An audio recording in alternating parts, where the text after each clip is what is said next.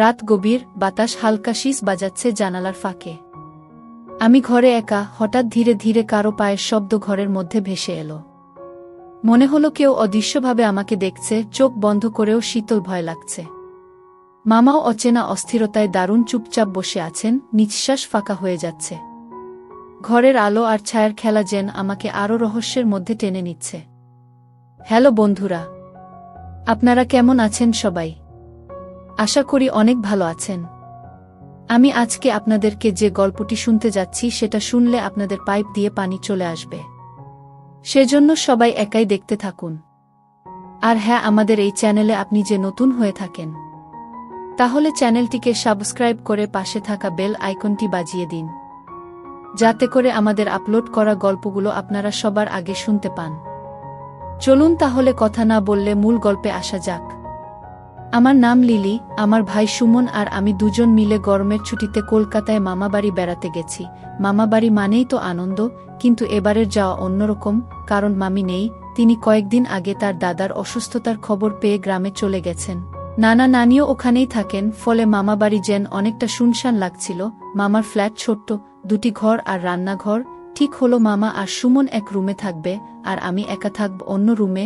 কথাটা শুনে বুক কেঁপে উঠল, কারণ ছোটবেলা থেকে মামাবাড়ি গেলে আমি সবসময় মামির সঙ্গেই ঘুমাতাম, গল্প করতাম। মামার এই সিদ্ধান্তে আমি রাজি হতে পারলাম না, তাই জোর করে বললাম, মামা আমি একা শুতে পারবো না, আমাকে আপনার কাছেই শুতে দিন।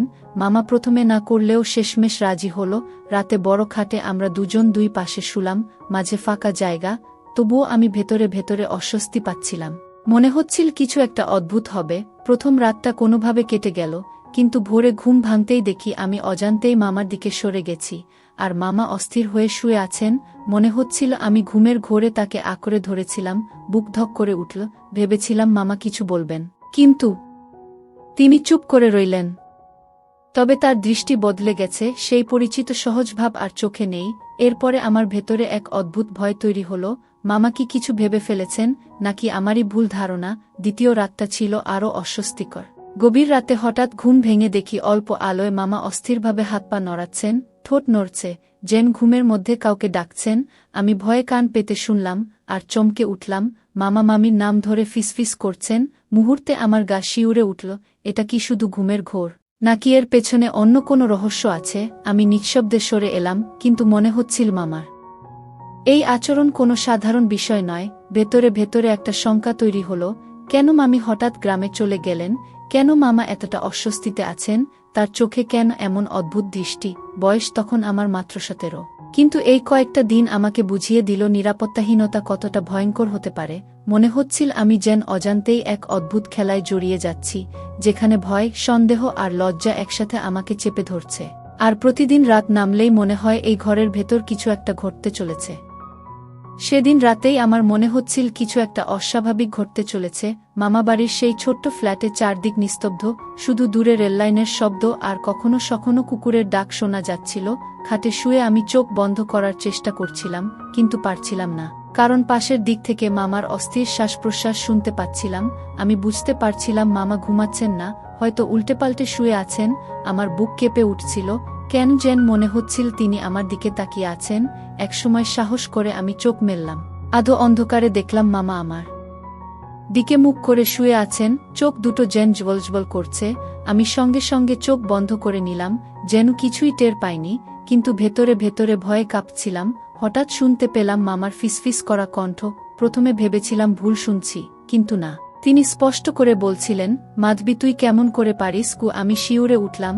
মামি কি আসলেই মামার সঙ্গে ঝগড়া করে চলে গেছেন, নাকি অন্য কোনো কারণ আছে? আমার মনে হচ্ছিল মামা যেন অদৃশ্য কারো সঙ্গে ঝগড়া করছেন, কখনো রেগে ওঠেন, কখনো অস্থিরভাবে বিছানায় হাত চাপড়াচ্ছেন। আমি ভয়ে উঠে বসতে চেয়েছিলাম, কিন্তু শরীর যেন অবশ হয়ে গিয়েছিল। হঠাৎ দরজার বাইরে শব্দ হলো, মনে হলো কারো পায়ের আওয়াজ। আমি কেঁপে উঠলাম, কিন্তু মামা কিছুই টের পেলেন না, চুপচাপ শুয়ে রইলেন। কয়েক মুহূর্ত পর আবার সব নিস্তব্ধ। আমি সাহস করে দরজার দিকে তাকালাম, কিছুই নেই। হয়তো ভুল শুনেছি, কিন্তু ভয়ের আবহ আরও ঘন হয়ে উঠল। তখন রাত প্রায় 12টা। হঠাৎ বাতাসের ঝাপটায় জানালার পর্দা উড়তে লাগল। আলোধারীর ছায়ায় আমার মনে হচ্ছিল কেউ দাঁড়িয়ে আছে। আমি ঘাবড়ে গিয়ে মামাকে ডাকতে চাইলাম, কিন্তু গলা দিয়ে শব্দ বের হলো না। ঠিক সেই সময় মামা হঠাৎ উঠে বসলেন, তার চোখ দুটো লালচে, মুখে অদ্ভুত এক ছায়া। আমাকে চেয়ে বললেন, লিলি, তুই ঘুমাসনি তো? আমি কেঁপে কেঁপে বললাম, না মামা, ঘুম আসছে না। কি তিনি দীর্ঘশ্বাস ফেলে বললেন, এই বাড়িতে যখন মাধবী নেই তখন আমার ভালো লাগে না, রাতগুলো কেমন অস্থির লাগে গি। তার কথায় আমার বুক কেঁপে উঠল। আমি বুঝতে পারছিলাম না মামা কি বোঝাতে চাইছেন। শুধু নিস্তব্ধ অন্ধকার ঘরটা আমাকে আরও বেশি অস্বস্তি দিচ্ছিল। মামার কণ্ঠে ছিল এক অদ্ভুত রহস্য, যেন তিনি শুধু কথা বলছেন না, আমাকে কিছু বোঝাতে চাইছেন, কিন্তু আমি বোঝার সাহস পাচ্ছিলাম না। ঘরের ভেতর অন্ধকার, চারপাশে অস্বস্তি আর মামার দৃষ্টি, সব মিলিয়ে আমার মনে হচ্ছিল এই রাতটা আরেক রকম হয়ে উঠবে, এমন কিছু ঘটবে যা আমি আগে কল্পনাও করিনি। সেদিন রাতের পর থেকে আমি ভেতরে ভেতরে আরও অস্থির হয়ে উঠলাম। মামাবাড়ি আসার আনন্দ যেন কোথায় মিলিয়ে গেল। প্রতিটা রাত আমার কাছে হয়ে উঠল আতঙ্কের আর অদ্ভুত এক রহস্যের। সারাদিন মামা স্বাভাবিক থাকলেও রাতে তার চোখে মুখে এমন এক পরিবর্তন আসত যা আমার ভেতর কাঁপুনি ধরিয়ে দিত। আমি বুঝতে পারছিলাম তিনি ঘুমাতে পারছেন না। মাঝে মধ্যে ফিসফিস করে কথা বলেন, কখনো মামির নাম, কখনো অচেনা কিছু শব্দ, যেগুলো ঠিক বুঝতে পারতাম না। সুমন এসব কিছুই টের পাচ্ছে না, সে তার নিজের রুমে নিশ্চিন্তে ঘুমিয়ে থাকে। আর আমি একা মামার সঙ্গে এই অদ্ভুত আবহে বন্দী হয়ে থাকি। তৃতীয় রাতটায় সবকিছু আরও ভয়ঙ্কর লাগল। ঘড়িতে তখন রাত 1টা। আমি ঘুম ভেঙে দেখি মামা বিছানায় নেই। বুক ধক করে উঠল, এত রাতে উনি কোথায় গেলেন? আমি ধীরে ধীরে উঠে বসে দরজার দিকে তাকালাম। হোলঘর দিয়ে অল্প আলো আসছে। আমি নিঃশব্দে পা টিপে বাইরে বেরোলাম। দেখি রান্নাঘরের ভেতর আলো জ্বলছে। আমি সাহস করে এগিয়ে গিয়ে দরজার ফাঁক দিয়ে উকি মারতেই হঠাৎ শরীর ঠান্ডা হয়ে গেল। মামা চেয়ারে বসে আছেন, টেবিলে মামির একটা লাল শাড়ি আর ব্লাউজ রাখা, সেই জামাগুলোতে মুখ গুজে তিনি গভীর শ্বাস নিচ্ছেন আর ফিসফিস করে বলছেন, মাধবী, তুই আমাকে ছেড়ে কেন চলে গেলে? তুই না থাকলে আমি পাগল হয়ে যাই। কি তার কণ্ঠে কান্নার সুর মিশেছিল।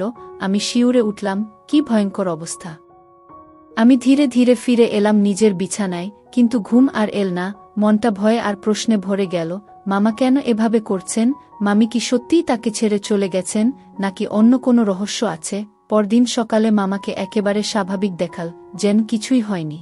হাসিমুখে আমার খোঁজখবর নিচ্ছেন, এমনকি বললেন দুপুরে আমাকে নিয়ে বাজারে যাবেন। আমি অবাক হয়ে তার দিকে তাকালাম। গত রাতের সেই মানুষ আর সকালের এই মানুষ একেবারে দুই রকম। আমি কিছু বললাম না, তবে আমার সন্দেহ আরও গভীর হল। সেই দিন বিকেলে মামার সঙ্গে বাজারে বেরোলাম। তিনি সাধারণ মতোই ব্যবহার করলেন, তবে কয়েকবার লক্ষ্য করলাম লোকজনের সামনে থেকেও তার চোখ যেন আমার দিকে অদ্ভুতভাবে ঘুরে আসছে। আমি মুখ ফিরিয়ে নিয়েছি, কিন্তু বুকের ভেতরটা কেমন কেঁপে উঠছিল। রাতে আবার ভয়ের আবহ নামল, বাতাসে জানালার কাছ কাঁপছিল। ঘড়িতে তখন 12:30। মামা এবার খাটের উপারে না থেকে ধীরে ধীরে আমার দিকের ফাঁকা জায়গায় সরে এলেন। আমি আতকে উঠে চোখ বন্ধ করলাম। তিনি ফিসফিস করে বললেন, লিলি, ভয় পাস না, আমি তোর মামা। কিন্তু এই একাকিত্ব আমাকে কষ্ট দেয়, মনে হয় কেউ আমার পাশে নেই। আমি কথা বলার মতো অবস্থায় ছিলাম না, শুধু শরীরটা কেঁপে উঠছিল। তার কণ্ঠে ছিল গভীর হতাশা, তবে সেই হতাশার ভেতরে আমি অদ্ভুত এক তীব্রতা অনুভব করছিলাম, যেন তিনি কিছু বলতে চাইছেন, কিছু লুকোচ্ছেন, অথচ আমার সঙ্গে ভাগ করতে চাইছেন না। সেই মুহূর্তে হঠাৎ জানালার বাইরে থেকে কারো হাঁটার শব্দ শোনা গেল। মামা চমকে উঠলেন। আমি আতঙ্কে উঠে বসলাম। দুজনেই দরজার দিকে তাকালাম। করিডোর ফাঁকা, কিন্তু স্পষ্ট শুনলাম কারো পায়ের আওয়াজ। ধীরে ধীরে দূরে মিলিয়ে গেল। ঘর নিস্তব্ধ হয়ে গেল আবার। কিন্তু আমি বুঝতে পারলাম মামা বাড়ির এই রাতগুলো কেবল সাধারণ রাত নয়, এখানে লুকিয়ে আছে কোনো অদ্ভুত রহস্য, যা ধীরে ধীরে আমাকে গ্রাস করতে চলেছে। চতুর্থ রাতের আগেই আমি ভেতরে ভেতরে খুব অস্থির হয়ে পড়েছিলাম। মামাবাড়ির ছোট্ট ফ্ল্যাটটা যেন দিন দিন অচেনা হয়ে উঠছিল। সকালের স্বাভাবিকতা আর রাতের রহস্যময়তা মিলিয়ে আমার মন টালমাটাল হয়ে যাচ্ছিল। সুমন কিছুই বুঝতে পারছিল না, সারাদিন ঘুরে বেড়াচ্ছে, টিভি দেখছে, রাতে ঘুমিয়ে পড়ছে, অথচ আমি একা এক ভয় আর সন্দেহের ভেতর ডুবে যাচ্ছি। মামা সারাদিন স্বাভাবিক থাকলেও চোখের দৃষ্টি যেন অন্যরকম। কখনো হঠাৎ করে থমকে তাকিয়ে থাকেন, কখনো গভীর নিঃশ্বাস ফেলেন। মাঝে মাঝে মনে হয় কিছু বলতে চান, আবার থেমে যান। আর রাত নামলেই তিনি যেন অন্য মানুষ হয়ে যান। ভেতরে ভেতরে কেমন অস্থিরতা জমে থাকে, যা আমাকে ভয়ে আর কৌতূহলে আচ্ছন্ন করে রাখে। চতুর্থ রাতে আমি ইচ্ছে করে ভান করে শুয়ে পড়লাম।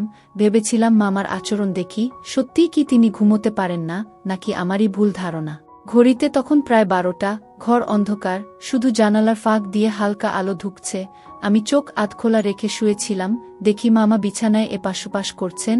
হঠাৎ ধীরে ধীরে উঠে বসে পড়লেন, তার চেহারায় অদ্ভুত ছায়া, চোখ যেন শূন্যে তাকিয়ে আছে। আমি নিঃশব্দে শুয়ে থাকলাম, তিনি নিচু স্বরে ফিসফিস করে বলতে লাগলেন, মাধবী, তুই কেন চলে গেলি? আমি তোকে ছাড়া থাকতে পারি না। কি কথাগুলো শুনে আমার বুক কেঁপে উঠল। তবে এবার তিনি শুধু ফিসফিস করলেন না, হঠাৎ বুক চেপে ধরে দীর্ঘশ্বাস ফেললেন। মুখ থেকে বের হলো, আমার ভুল ছিল, কিন্তু আমি তোকে হারাতে চাই না। আমার মনে হচ্ছিল মামা যেন কারো সঙ্গে কথা বলছেন, কিন্তু ঘরে তো আমি ছাড়া আর কেউ নেই। তখনই হঠাৎ করিডোরের দিক থেকে দরজা ঠকঠক করে শব্দ হলো। আমি আতকে উঠলাম, মামাও চমকে উঠে তাকালেন, তারপর ধীরে ধীরে উঠে গিয়ে দরজা খুললেন। বাইরে কেউ নেই, করিডোর ফাঁকা, শুধু বাতাসের শব্দ। কিন্তু আমার কানে স্পষ্ট শোনা গেল দূরে কারো পায়ের আওয়াজ মিলিয়ে যাচ্ছে। মামা দরজা বন্ধ করে ফিরে এসে বিছানায় বসে মাথায় হাত দিয়ে বসে রইলেন, তার কাঁধ কাঁপছিল। আমি ভয়ে আর কৌতূহলে একেবারে পাথরের মতো শুয়ে রইলাম। সেই অবস্থায় আমি খেয়াল করলাম মামার চোখে পানি জমেছে, যেন তিনি ভেতরে ভেতরে কাঁদছেন। আমার মনে হলো মামার এই আচরণের পেছনে কোনো গভীর কষ্ট লুকিয়ে আছে, কিন্তু সেই কষ্ট কি সেটা বুঝতে পারছিলাম না।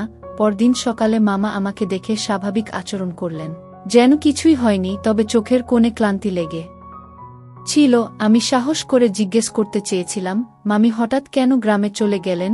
কিন্তু মুখ থেকে শব্দ বের হলো না, শুধু অনুভব করলাম এর পেছনে কোনো গোপন কারণ আছে। দুপুরে খাওয়ার পর মামা চুপচাপ বসেছিলেন, তার হাতে ছিল একখানা পুরনো খাতা। খাতার পাতায় কিছু লিখছিলেন। আমি দূর থেকে উকি দিয়ে দেখলাম পাতার উপরে লেখা, মাধবীর চিঠি। আমি চমকে উঠলাম, মামি কি তাকে কোনো চিঠি লিখে গেছেন, নাকি মামা নিজেই কল্পনার জগতে লিখছেন? আমার মন ভরে গেল হাজারো প্রশ্নে। আমি কিছু বুঝতে পারছিলাম না, শুধু মনে হচ্ছিল মামার জীবনে এমন কিছু ঘটেছে যার সঙ্গে মামির চলে যাওয়ার সম্পর্ক আছে, আর সেই রহস্যের জাল ধীরে ধীরে আমাকেও ঘিরে ফেলছে। আমি তখনও জানতাম না সামনে যে রাতগুলো আসছে সেখানে আমাকে এমন সব ঘটনার মুখোমুখি হতে হবে যা আমার জীবনের গতি পাল্টে দেবে। পঞ্চম দিনের দুপুরটা যেন অদ্ভুত নিস্তব্ধতায় ভরে উঠেছিল। মামা টানা কয়েক ঘণ্টা সেই পুরনো খাতার ভেতর কি লিখছিলেন আমি দূর থেকে তাকিয়ে দেখছিলাম। মাঝে মাঝে তিনি থেমে জানালার বাইরে তাকাচ্ছিলেন, আবার কখনো কপালে হাত রেখে দীর্ঘশ্বাস ফেলছিলেন। আমার ভেতরে তখন এক অদম্য কৌতূহল জন্মেছে, এই খাতায় আসলে কি আছে? কেন মামা এটাকে এত গুরুত্ব দিচ্ছেন? সন্ধ্যায় সুমনকে নিয়ে মামা বাইরে বের হলেন। বাজারে যাবেন বললেন। আমি একা ঘরে রইলাম, মন টানছিল সেই খাতার দিকে। সাহস সঞ্চয় করে আস্তে আস্তে টেবিলের দিকে গেলাম। খাতাটা তখনও খোলা ছিল। পাতার উপরে লেখা, মাধবীর চিঠি। বুক ধক করে উঠল। হাত কাঁপতে কাঁপতে আমি পড়তে শুরু করলাম। খাতার পাতায় মামার হাতের লেখা, তুই যদি আমাকে এভাবে ছেড়ে যাস তবে আমি কিভাবে বাঁচব মাধবী? আমি তোকে যতটা ভালোবেসেছি তুই কি ততটা বুঝেছিস কোনোদিন? আমি ভুল করেছি, মানছি, কিন্তু আমার ভালোবাসাটা কি ভুল ছিল? আমি কখনো ভাবিনি একদিন তুই আমাকে এমন করে দূরে সরিয়ে দেবে। তুই যদি ফিরে আসিস আমি সব ঠিক করে দেব। শুধু আরেকবার সুযোগ দে আমাকে গিয়ে। আমি এক নিঃশ্বাসে পড়ে থেমে গেলাম।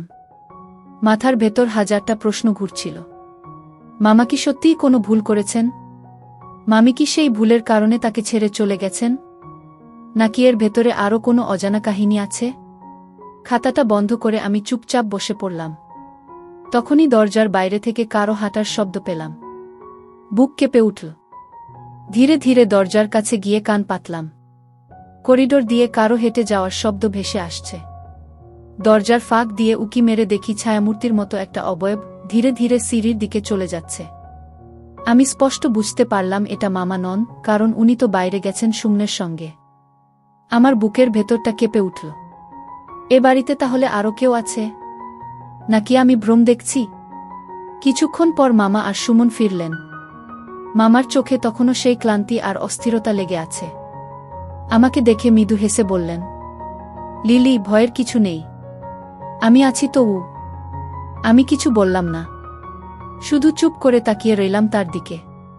মনে হচ্ছিল তিনি যতটা বলেন তার চেয়ে অনেক কিছু গোপন করেন।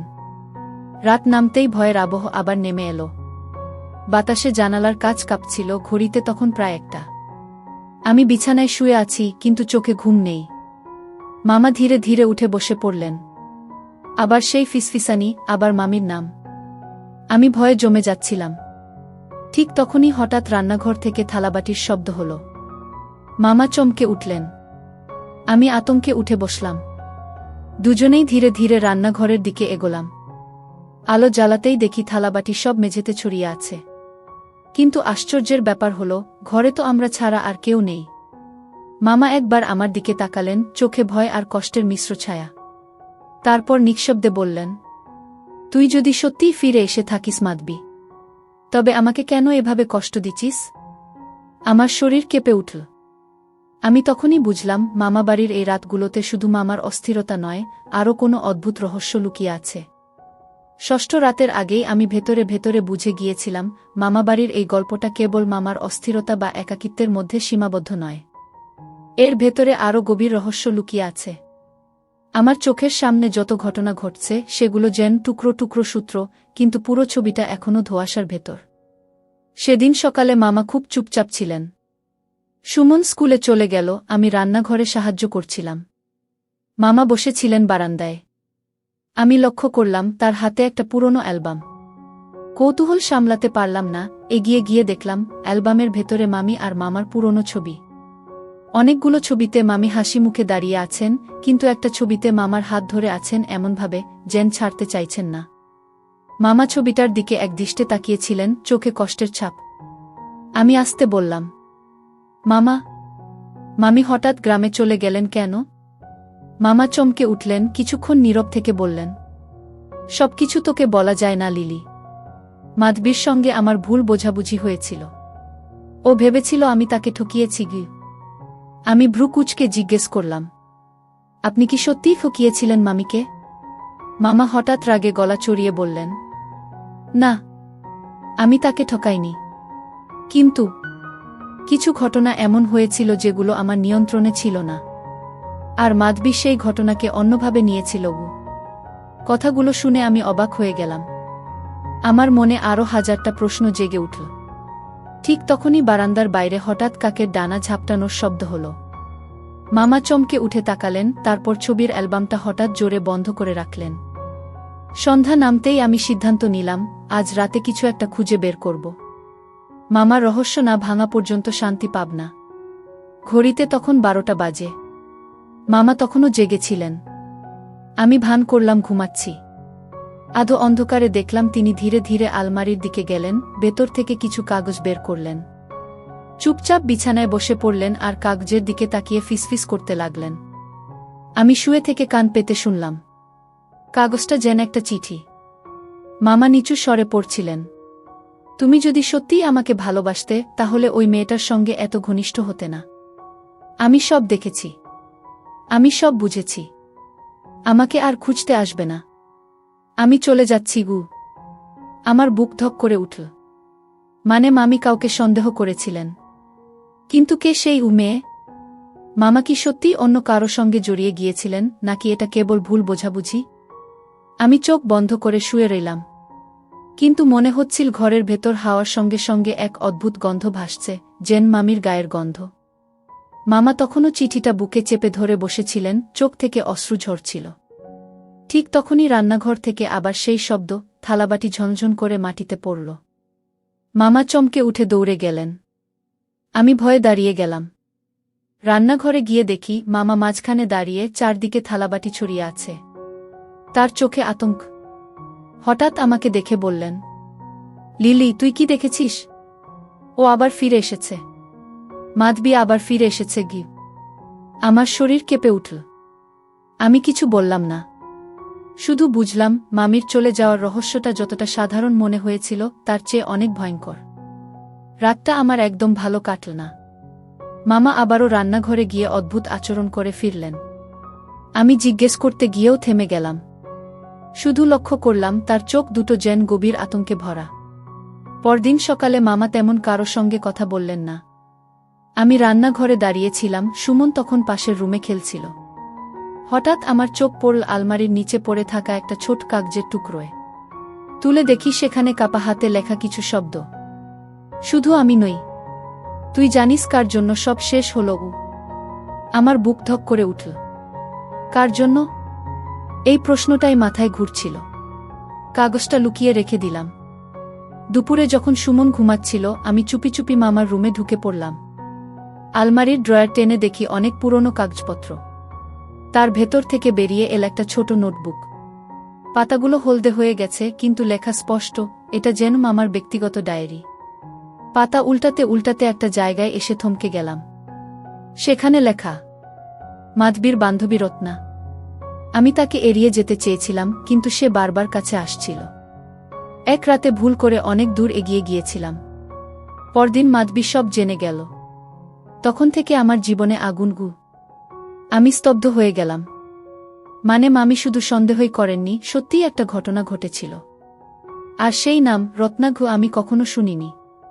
ঠিক তখনই পেছন থেকে মামার কণ্ঠস্বর শোনা গেল, লিলি, তুই এখানে কি করছিস? আমি চমকে উঠে নোটবুকটা বন্ধ করে ফেললাম। মামার চোখ রক্তলাল, মুখে রাগ আর লজ্জার ছাপ। আমি কাপা গলায় বললাম, মামা, আমি শুধু কথা শেষ করার আগেই মামা চুপচাপ আমার কাছ থেকে নোটবুকটা নিয়ে নিলেন। কিছুক্ষণ চুপ করে দাঁড়িয়ে থেকে হঠাৎ বললেন, তুই যা পড়েছিস কাউকে বলবি না, বিশেষ করে সুমনকে তো একেবারেই না। আমি কিছু বললাম না, কিন্তু মাথার ভেতর একটাই প্রশ্ন ঘুরছিল, রত্না এখন কোথায়?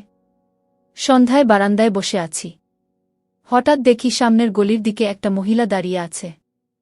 আলো অন্ধকারে মুখটা পরিষ্কার দেখা যাচ্ছে না, কিন্তু অদ্ভুতভাবে মনে হলো সে যেন আমাদের ফ্ল্যাটের দিকেই তাকিয়ে আছে। আমি খেয়াল করতে করতে হঠাৎ চোখ মুছলাম। আবার তাকাতেই দেখি কেউ নেই। মনে হচ্ছিল আমার বুকের ভেতর শীতল বাতাস ঢুকে যাচ্ছে। যদি সেই হয় রত্না, নাকি মামি? সেই রাতে মামা হঠাৎ ঘুম ভেঙে দরজা খুলে বাইরে বেরিয়ে গেলেন। আমি চুপচাপ তার পিছু নিলাম। দেখি ফ্ল্যাটের নিচে দাঁড়িয়ে তিনি হাওয়ার দিকে তাকিয়ে বলছেন, মাধবী, আমাকে ক্ষমা করে দাও। আমি শুধু একবারের ভুল করেছিলাম। আমি জানতাম না তুমি চিরদিনের জন্য চলে যাবে গু। আমি ভয়ে থমকে দাঁড়িয়ে গেলাম। আশেপাশে কেউ নেই, শুধু বাতাসে অদ্ভুত শীতলতা। মনে হচ্ছিল সত্যিই কেউ যেন অদৃশ্য হয়ে দাঁড়িয়ে আছে মামার সামনে।